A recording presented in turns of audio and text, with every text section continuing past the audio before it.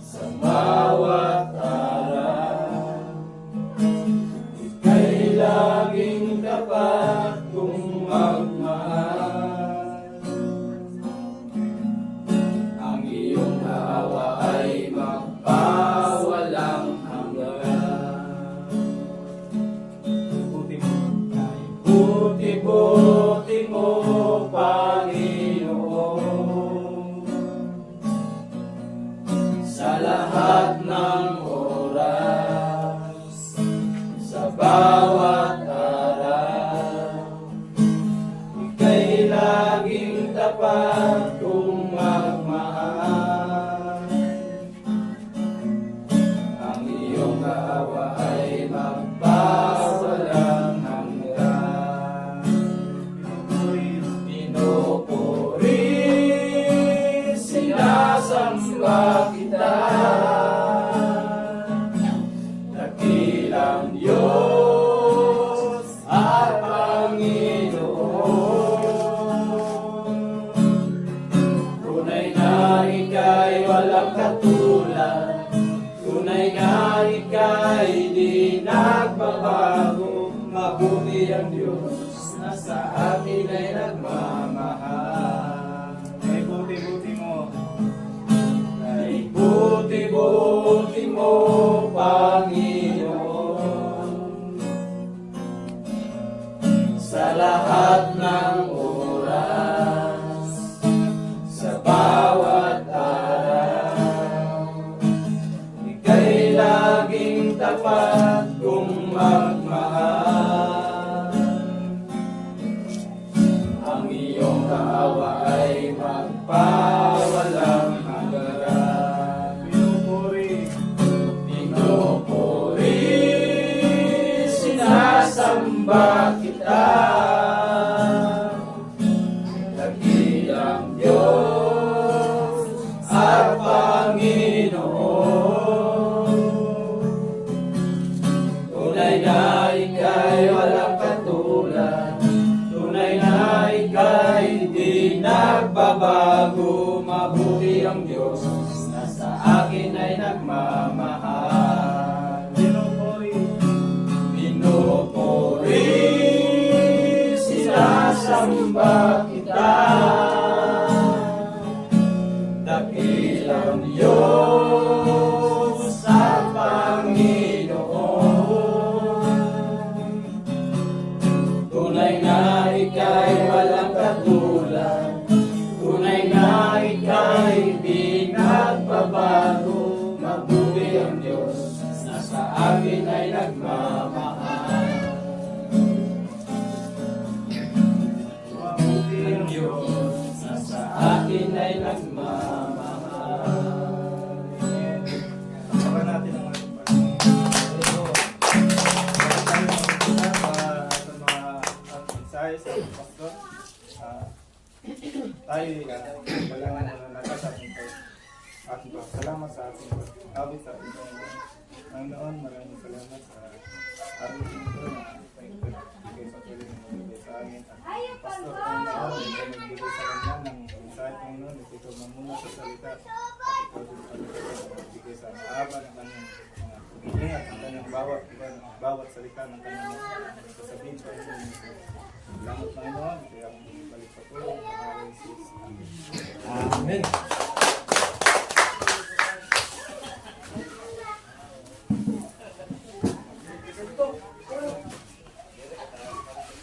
Praise the Lord, mga kapay na gabi ka na itong nga tanan mga pusuhan. Amen. Inaliwat kita sa kapitong gabi sa atong pagservisyo. Amen, hallelujah. Atong padayon nga serbihan ang atong buhay ng Diyos ang kita nga napakita ito ang kinabuhin o gani ang mga kabugtuan atong paminawan ng mga pudong sa atong buhay ng Diyos. Tayo po ay magbukas ng ating mga Biblia sa aklat po ng Mangangaral, Kapitulo 9, versikulo 5 at 6. Mangangaral, chapter 9, verse 5 to 6. Sabi po dito mga kapatid, alam ng buhay na siya ay mamamatay, ngunit ang patay ay walang anumang nalalaman. wala na silang pag-asa at nakakalimutan ng lubusan. Verse 6, nawawala pati kanilang pag-ibig, pagkapuot, at pagkainggit. Ano pat, wala silang namamalayan sa anumang nangyayari sa mundo. Tayo po'y manalangin. Dakilang Diyos, salamat Panginoon sa iyong mga salita namin pong narinig at nabasa. Lord, basbasan mo ito Panginoon. Ito po'y aming may sa buhay Panginoon, may sa puso isipan. At ito'y aming magamit Lord. Habang kami po ay naghihintay sa iyong pagbabalik Lord, ipaunawa mo sa amin ang iyong mga salita. Busugin mo kami Panginoon at patuloy mo pakainin ang aming kaluluwa. Hallelujah at Espiritu sa iyong harapan. Maraming salamat Panginoon. Pinupuri ka namin. Ikaw ang magsalita at mangusap Lord. Itanim sa kanilang puso isipan ang mga salita mo, Panginoon, upang huwag masayang, mawalang kabuluhan man ito sa aming mga buhay. Pinupuri ka namin sa pangalan ni Jesus, ang lahat na magsabing, Amen. Amen. Praise God. At sa gabing ito, mga kapatid, tayo po ay muling mag-aaral sa salita po ng ating Panginoong Kristo. Ang sabi po ng Bible, alam ng buhay na siya'y mamamatay, ngunit ang patay ay walang anumang nalalaman. No, wala silang pag-asa. So, sa talatang ito ay maliwanag na sinasabi po na ang taong wala ng buhay ay mawawala na rin ng pag-asa. Eh ang sabi nila, habang may buhay, may pag-asa. Amen? Amen. At sa ibabaw ng mundong ito, unti-unti silang makakalimutan. So maliwanag din na sinasabi dito mga kapatid sa Mangangaral chapter 9 verse 6, no? Maliwanag na ang tao palang na mayapa na ay wala na po silang namamalayan sa anumang mga nangyayari sa ating mundo. Ito po'y nangangahulugan na di na po mananatili sa mundo ang kanilang kaluluwa. Dahil wala na po silang lugar sa mundo ng mga buhay. Sila po ay lilipat na sa kabilang buhay, mga kapatid. Kaya anuman ang mga mangyayari sa mundong ito, ay wala na po silang alam. Everybody say amen. Amen. Dahil wala na po sila dito mga kapatid. Dito po ay ating malalaman na ang tao pala na mayroon pang buhay ay mayroon pang pag-asa makapaglingkod sa Diyos. May pag-asa pang makapasok sa paraiso, sa lugar ng mga banal.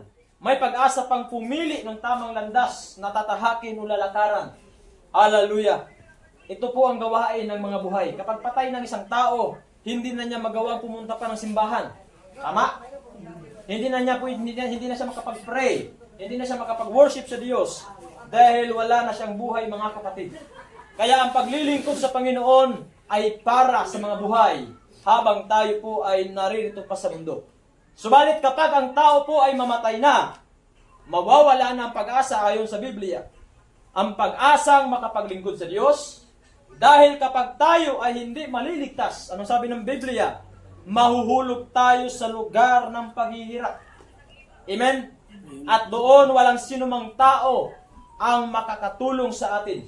Doon sa lugar ng kaparusahan o paghihirap sa Hades, hindi na po tatanggapin ng Diyos ang ating mga panalangin. Kahit gaano pa kalakas ng ating busis sa pagsigaw, Lord, tulungan mo kami sa paghihirap. Hindi na po tayo matutulungan mga kapatid. Dahil ang pag-asa ay nanatili sa mga buhay pa. Everybody say praise the Lord. Amen. Amen. Hallelujah. Kaya habang tayo po ay nabubuhay pa mga kapatid, may salita ang Diyos na mag-aakay sa atin upang tayo ay makapagpuri sa Diyos habang tayo po ay may buhay. Praise God. So mahirap ang mawalan ng mga mahal sa buhay, tama? Alam ko mga kapatid, mahirap. Amen, ang mawalan ng magulang, mawalan ng kapatid, mga malapit nating kaibigan, mga kamag-anakan. Mahirap pero kailangan nating tiisin. Dahil ganun talaga ang buhay sa mundo. Yun ang sabi ng Bible. Alam natin na lahat ng tao na nabubuhay sa mundo ay makakaranas ng ganitong kalagayan. Walang tao na makapagsasabi sa kanyang sarili na hindi siya mamamatay. Meron ba mga kapatid? Lahat tayo bibiyahe. Everybody say amen. Amen. Sabi nga nila, una-unahan lang yan. Amen? Kaya bakit kaya mga kapatid, no? Bakit kaya ginagawa ng tao na kapag may kasal, siguro tradisyon na nila or kasanayan na nila na nagtatapon po ng bulaklak ang isang babae. At ang sinumang sasalo nito, ang siyang susunod na ikakasal. Tama po ba?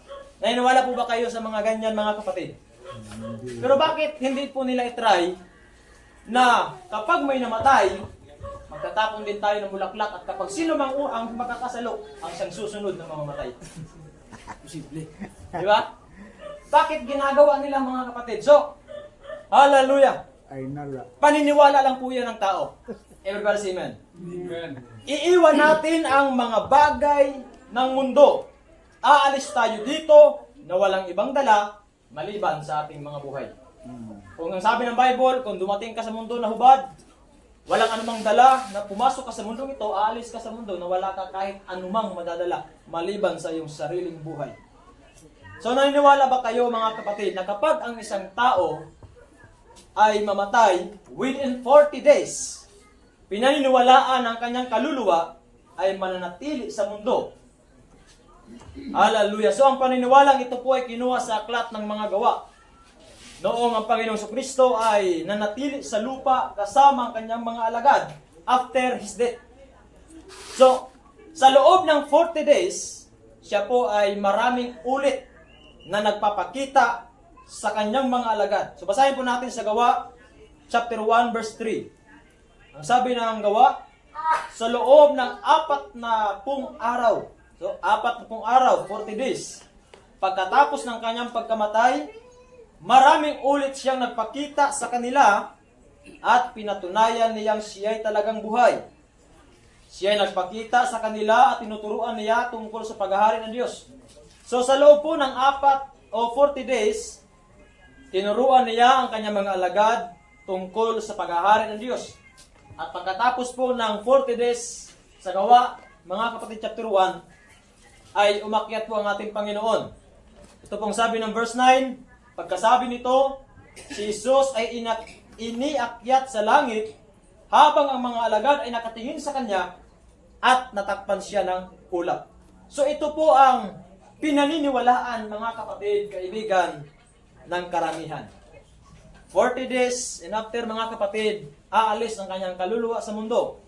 Kaya pagdating po ng 40 days dito sa atin, ay ang ginagawa po natin, naghahanda tayo, nagsiservisyo, nagpapakain, mga kapatid, parang pinagdiriwang po natin ang 40 days, mga kabugtuan. Ito pero si amen. Dahil sa paniniwala na ang kanyang kaluluwa ay mamamaalam na sa mundo. At ito naman po ay papalitan ng mga tinatawag na familiar spirit. Mga bad spirit po yan, mga kapatid, nagagayahin ang mga mukha ng mga namatay na tao. Mukha lang po ang kaya nilang gayahin at hindi po ang pag-uugali ng isang taong namatay. Kaya nga sabi ni Pablo sa 1 Corinto, kapitulo 11, versikulo 14. Ang sabi ni Pablo, hindi ito dapat pagtakhan sapagkat si Satanas man ay maaaring magkunwaring anghel ng kaliwanagan.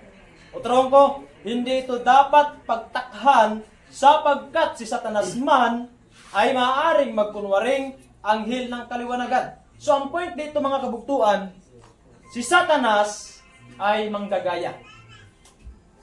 Pwedeng magkunwaring anghel ng kaliwanagan. At tandaan po natin, hindi lamang anghel ang kanyang kayang gayahin, kundi maging ang mga napayapa na mga tao, mga taong umalis na sa mundo, kayang gayahin ng kaaway. Yan po ang tinatawag na familiar spirit, mga kapatid.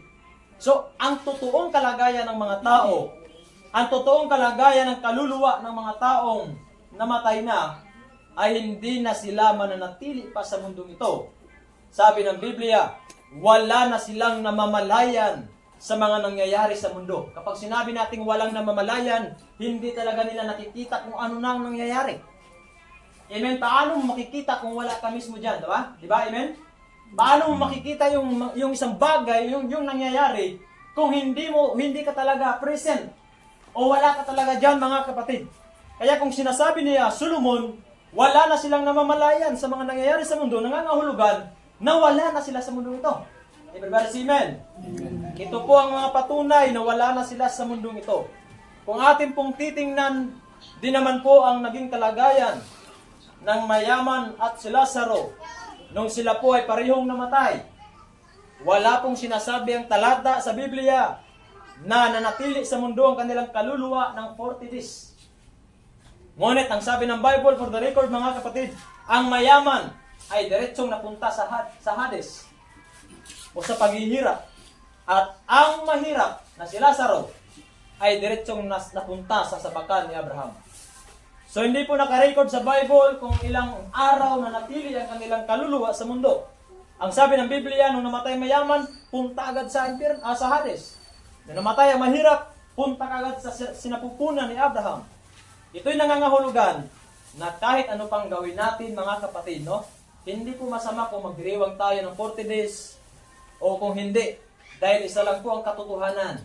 Lahat ng mga namatay, lahat ng mga buhay ay mamamatay. At ang lahat ng mga namatay ay hahatulan ng Diyos. Amen. Haharap sa Diyos upang hatulan. Hindi mahalaga kung ipagdiriwang natin ang kanilang kamatayan. Meron pang pagsusulit ng mga kapatid sa 1 year. Amen. Pagdiriwang. Hindi problema yan mga kapatid kung magdiwang tayo sa hindi. Nasa tao na yan. Basta ang mahalaga na habang tayo ay nabubuhay, hanapin po natin ang Panginoon. Yan ang sabi ng ating Panginoon. Amen. But seek ye first the kingdom of God and His righteousness, and all these things shall be added unto you. Hanapin natin ang Diyos. Unahin nating hanapin ang Kanyang kaharian. Unahin nating hanapin na tayo ay pagharian ng Panginoon. Amen. Dahil ang kamatayan, mga kapatid, ay walang pinipili. Ang sabi ng mga ngaral, chapter 9, verse 2, iisa ang kasasapitan ng lahat. Ang nangyayari sa matuwid ay nangyayari din sa di matuwid. Ganon din sa mabuti at sa masama, sa malinis at sa marumi, ayon sa kautusan. Sa naghahandog at sa hindi naghahandog. Ang nangyayari nga sa mabuti ay siya ring nangyayari sa masama. Walang pagkakaiba ang nangyayari sa marunong tumupad sa pangako at sa sumisira ng pangako. So mga kabugtuan, ito ang dapat malaman natin mga kapatid. Nasa aklat po ni Propeta Isaias, nakahula na po sa Biblia o sa banal na kasulatan ang mga kakilakilabot na mangyayari sa panahon. Hindi lang po ang kamatayan ang kinatatakutan ng tao. Amen? Hindi lang po ang kamatayan ang pwedeng darating sa atin sa mundong ito. Tandaan natin ang si Propeta Isaias ay mayroon pong inihula. Isaiah chapter 24 verse 1. Mangyayari din po ang kakilakilabot na mga bagay na matagal nang nakahula sa Biblia. At kapag ito po ay maganap, anong sabi ng Biblia? Walang laman na ubuhay ang makakaligtas. Anong sabi ni Isaias? 24 verse 1. Ang daigdig ay wawasakin ni Yahweh. Kapag sinabing wawasakin, talagang hindi ka makakaligtas dyan mga kapatid.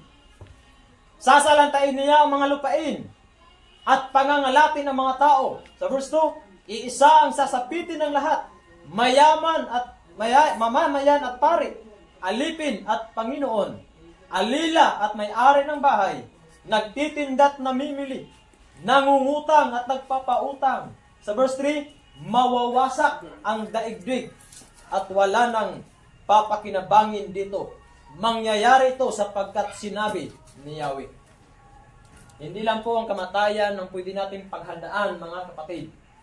Dahil ang sabi ng Biblia, mawawasak ang daigdig, talagang wala pong laman o buhay na makakaligtas sa sinasabi po ng Biblia. So dapat po tayong matakot sa Diyos. Dapat tayong maglingkod sa Diyos. Amen. Ano man ang sabihin ng Diyos ay tiyak na mangyayari. Everybody say amen. Amen. Lahat ng tao sa mundong ito, mayaman ka man o mahirap, gwapo ka man o pangit, mataba ka man o payat, iisa lang ang ating kasasapitan. Hallelujah. So, yamang alam ng tao na iisa lang ang kasasapitan ng lahat ng mga nilalang. Ito pong isang bagay na nakita ni Haring Solomon sa mundo. Habang ang tao ay nabubuhay, panay kasamaan ang kanyang iniisip. Yan ang nakita ni Solomon sa mundong ito. Puro kasamaan ang iniisip ng tao. Puro mga negatibong mga bagay ang iniisip. Alam ng tao na mamamatay siya. Alam ba natin mga kapatid na mayroon tayong katapusan? Di ba sila magtingog mga kabuktuan? Amen. Alam natin na mayroon tayong hangganan. Amen? So, bakit kailangan pa ng tao gumawa ng masama sa kapwa? Yamang alam niya na may karoon siyang katapusan, bakit pa siya naiinggit sa kapwa? Bakit pa siya nagagalit sa ibang tao? Bakit nagtatanim siya ng galit? Bakit nag-aaway-away pa ang tao gayong alam naman pala nila tayo na mayroon tayong hangganan? Bakit hahayaan pa nating mawala ang pag-ibig? Kapag ganito po ang palaging ginagawa natin sa buhay, mga kabuktuan, parang sinasayang lamang natin ang ating mga buhay. Amen? Parang sinasayang lamang natin ang mga natitirang panahon sa atin. Bakit ka binigyan ng Diyos ng buhay? Bakit ka nagpapatuloy at nakaabot sa ganitong edad? Dahil kalooban ng Panginoon. Dahil nakita ng Diyos na mabuti kang tao. Everybody say amen. Amen. Dinudugtungan ng Diyos ang buhay ng bawat taong sumusunod sa kanyang kalooban. Hallelujah.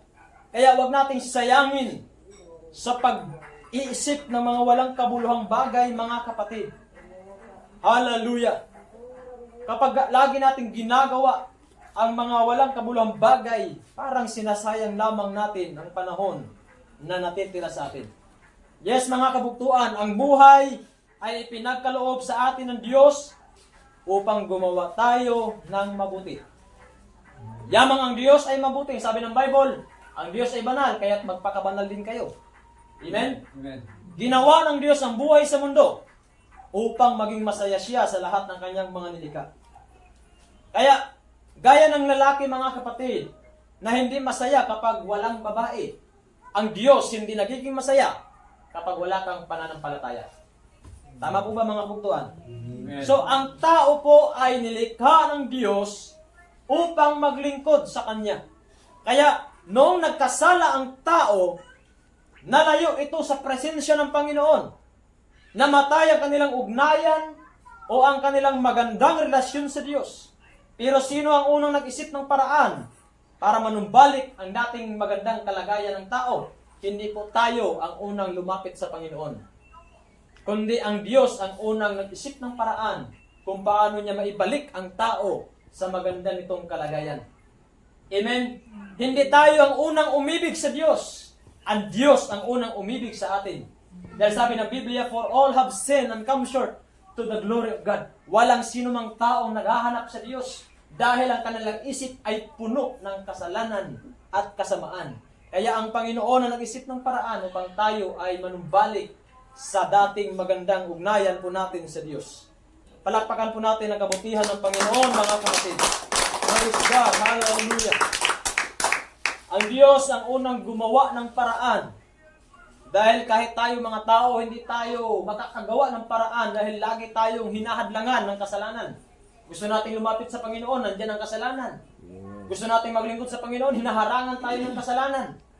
Hallelujah, kaya hindi tayo nakaabot sa kanyang kaluwalhatian, ang sabi ni Pablo. Praise God.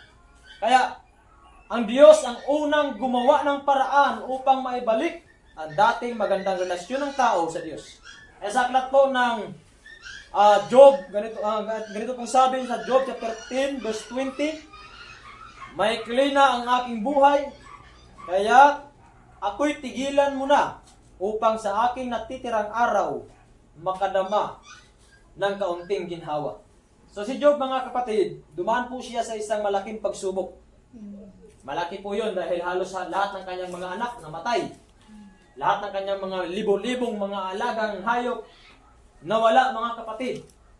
Amen. Hallelujah. Inubos lahat ng kanyang mga ari-arian. At ang naging asawa niyang natitira na lang, ipinagkanulo pa sa mga kapatid, no? Nilalait.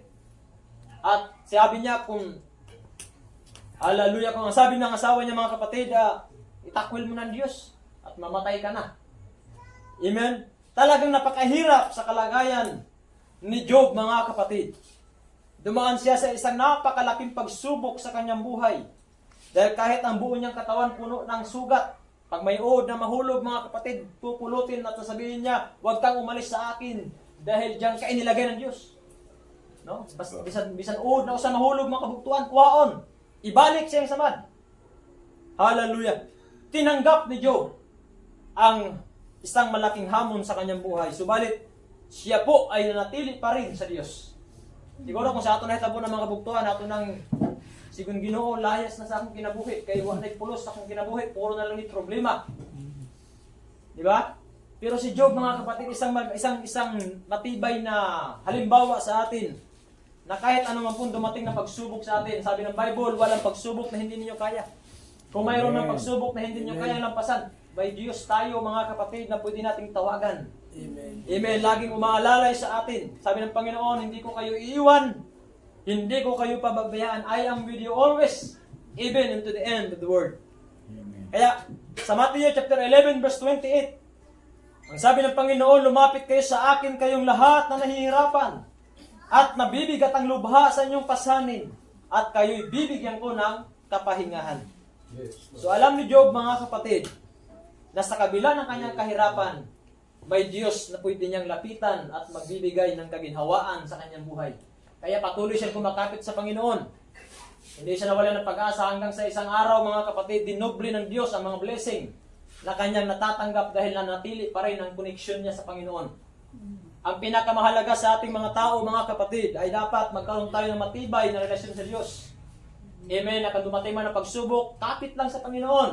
Amen. Dahil siyang matibay na muog. Sabi ng Bible, siyang matibay na bato at sandalan nating mga mananampalataya. Everybody say, praise the Lord. Bibigyan ng Diyos ng kapahingahan ang bawat nahihirapan at nabibigat ang lubha. Sabi ng Panginoon, lumapit kayo sa akin. Hallelujah. Kaya huwag nating sayangin ang natitirang buhay natin, mga kapatid.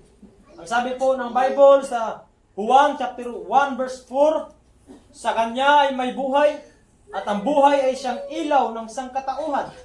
Sa verse 5, nagliliwanag sa kadiliman ang ilaw at hindi ito naggapi kailanman ng kadiliman. So ang buhay daw ay ilaw ng sangkatauhan. Alam natin ang ibig sabihin ng salitang ilaw. Tama? Amen. Kapag ikaw ay buhay, nagliliwanag ka pa sa mundo. Ibig sabihin, nakikita pa ng mga tao ang lahat ng mga ginagawa mo. Kaya kapag gumagawa tayo ng masama sa kanilang harapan, nakakapag-isip din sila ng masama laban sa iyo. Everybody say amen. Amen. Dahil kung ano ang kanilang nakikita, yun din ang kanilang sinasabi.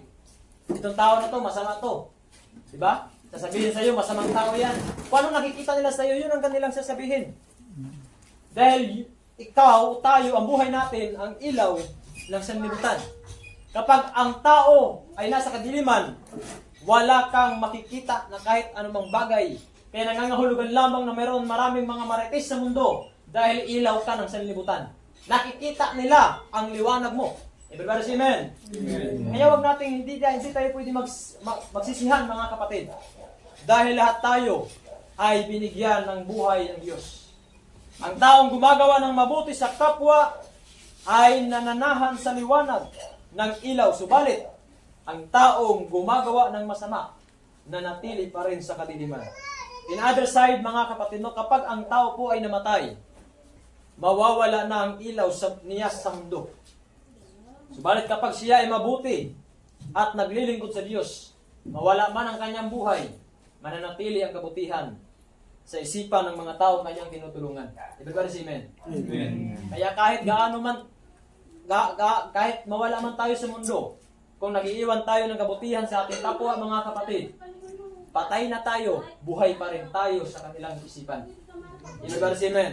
Amen. Kaya nga, sabi ng Bible sa Genesis, si Abel, nung namatay si Abel, ang kanyang dugo ay buhay. Amen? Nagsasalita pa ang dugo ni Abel, mga kapatid. Dahil si Abel ay isang mabuting tao, pinatay siya ng kanyang kapatid na masama. So, ang buhay nagliliwanag sa kadiliman. At kailanman hindi ito nagagapi ng kadiliman. Kaya habang tayo po ay nabubuhay, mga kapatid, patuloy tayo magpasalamat sa Diyos. Amen. Everybody say amen. Amen. Patuloy tayo magpasalamat sa Panginoon at gumawa tayo ng kabutihan upang kung dumating man ang araw na tayo po ay mawala sa mundo, maalala nila ang iyong kabutihan at ang kabutihan ng Diyos. At sa katapusan, nawa po'y bigyan tayo ng Diyos ng lakas ng loob dahil walang pagsubok na din natin kaya, mga kapatid. Kasama natin palagi ang Panginoon. Manatili tayo sa Diyos, sa salita ng Diyos. Amen. At ipanalangin natin ang bawat isa. Purihin natin ang Panginoon. Palakpakan po natin ang Diyos, mga kapatid.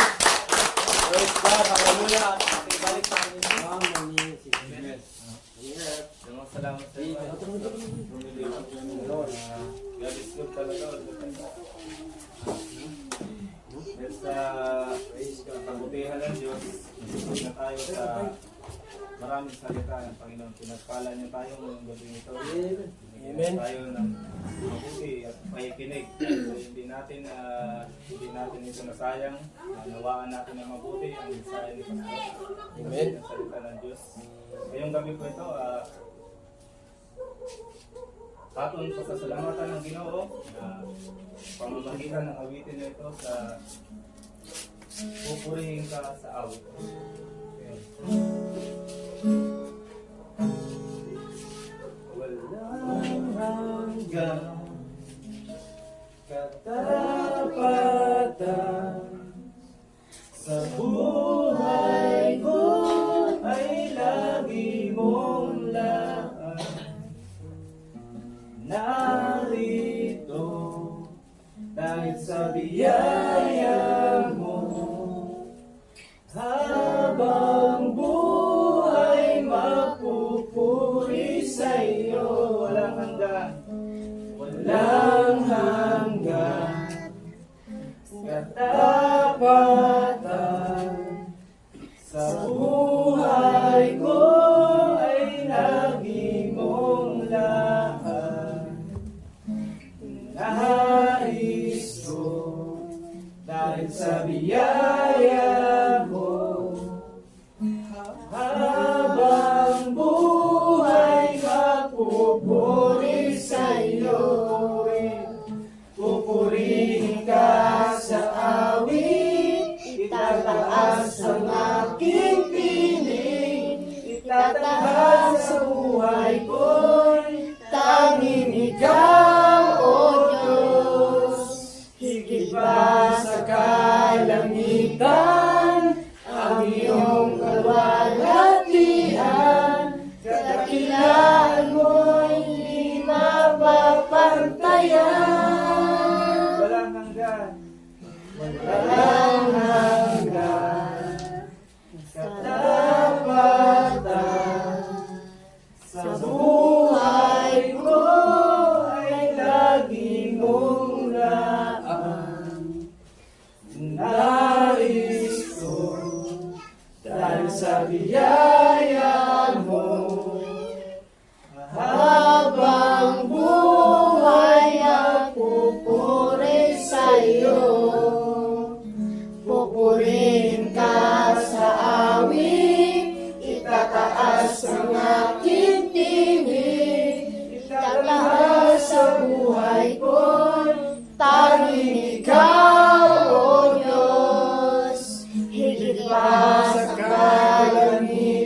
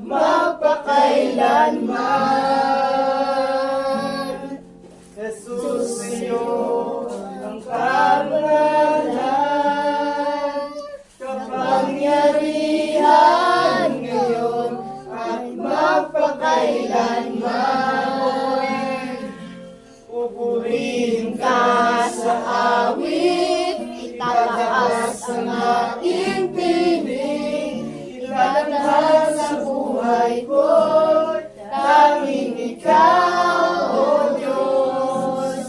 Higit pa sa kalangitan, ang iyong kawalhatian, kadakilaan mo hindi mapapantayan. Pupurihin ka sa awit, itataas ang aking piling, itataas ang buhay ko, tanging ikaw, O Diyos. Higit pa sa kalangitan, ang iyong kaluwalhatian, kadakilaan mo hindi mapapantayan. Jesus. Palakpakan po natin ang ating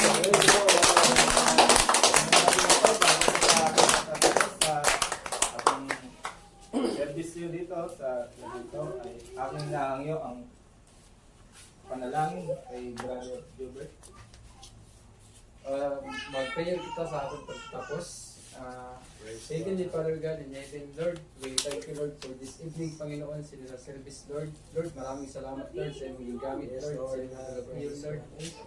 Si Pastor, Panginoon, yung Panginoon, yung gamit, Panginoon, para magayad sa iyong salita. Na natapos siya, Panginoon, na dara namang Panginoon, ang iyong salita, at sinin na panimalay, ibig man sa aming pagpanguli. Dara naman na may kalipay, na may kalinaw sa bawat isa, Panginoon. Mandi naman kakalimutan namin itong Panginoon, pagpagulayan at pagpaguli sa panimalay, Panginoon. Na imusalita na kami, Panginoon, ang mapamuhay sa aming pagpaguli at masulod, Panginoon, ang imong kalooban sa bawat isa, Panginoon. Lord, hindi nakagatiyan, Lord. I-bless na ni Lord na service na natapos, Panginoon. Pagpalawan mo, Panginoon, ang bawat isa, Lord. Sa pagpangulit, Panginoon.